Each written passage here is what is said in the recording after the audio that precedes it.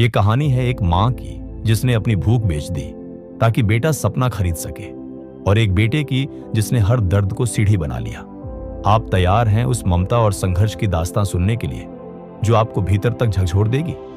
अगर आप अपनी माँ से सच्चा प्यार करते हैं तो इस वीडियो को बिना स्किप किए अंत तक जरूर देखना, क्योंकि ये कहानी सिर्फ सुनी नहीं, महसूस की जाती है। चलो दोस्तों, कहानी की शुरुआत करते हैं। वो एक साधारण गांव था जहां सुबह की पहली किरण के साथ खेतों में हल चलने लगते थे और शाम ढलते ही गांव नींद की गोद में चला जाता था।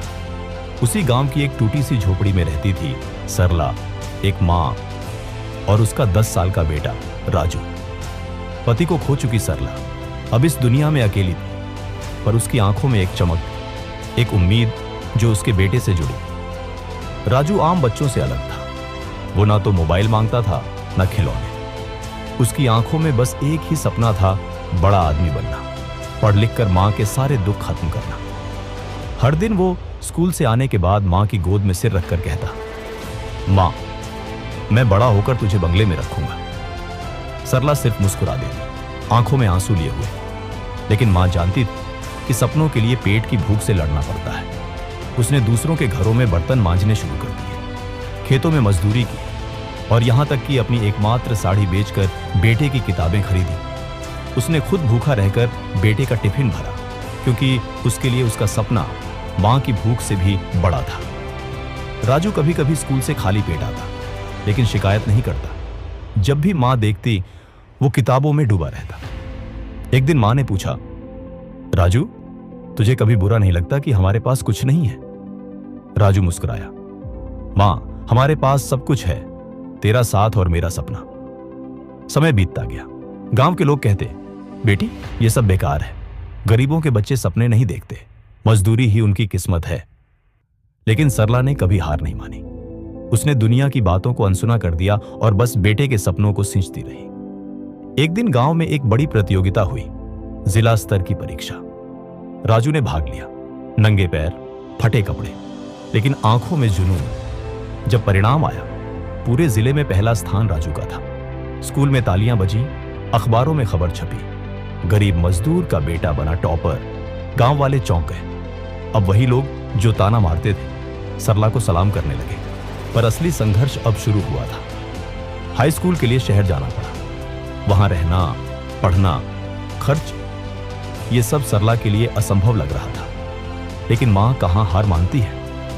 उसने गांव छोड़कर शहर के एक गुरुद्वारे में झाड़ू पोछा करने की नौकरी पकड़ ली ताकि बेटे का सपना जिंदा रहे। खुद मंदिर के पीछे के कमरे में सोती और राजू को हॉस्टल में पढ़ाती। वो कभी बेटे को अपने संघर्ष का एहसास नहीं होने देती थी। राजू दिन रात पढ़ाई करता। कभी बिजली नहीं होती तो मोमबत्ती की रोशनी में पढ़ता। कभी भूख लगती तो पानी पीकर सो जाता। लेकिन एक चीज कभी नहीं छूटी, उसकी मां की आवाज जो हर रात फोन पर कहती, बेटा, तू पढ़, मैं तेरे साथ हूं, वक्त बदला।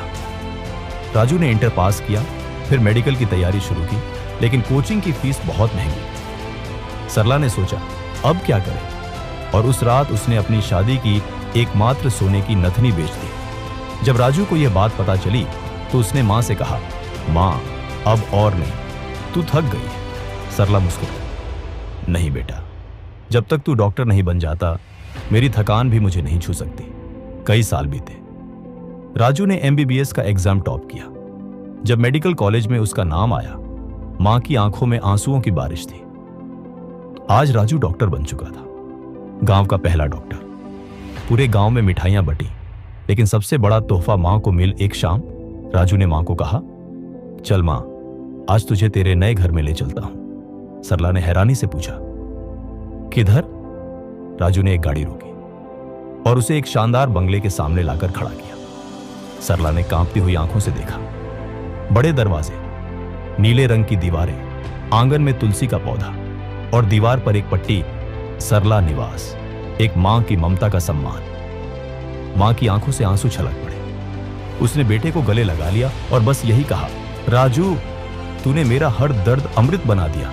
आज राजू अपने गांव के हर बच्चे को फ्री ट्रीटमेंट देता है। हर साल गांव में मेडिकल कैंप लगवाता है। और जब भी कोई उससे पूछता, डॉक्टर साहब, इतनी बड़ी कामयाबी कैसे मिली, तो राजू सिर्फ एक बात कहता, मेरी माँ की ममता ने मुझे बनाया है, उसके बिना मैं कुछ भी नहीं था।